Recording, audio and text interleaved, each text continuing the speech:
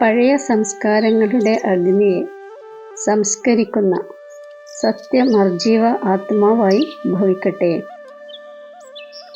ഏതുപോലെ മരിച്ച ശേഷം ശരീരത്തെ സംസ്കരിക്കുന്നു, അപ്പോൾ പേരും രൂപവുമെല്ലാം സമാപ്തമാകുന്നു. അതേപോലെ താങ്കൾ കുട്ടികൾ എപ്പോഴാണ് മർജീവ ആകുന്നത്?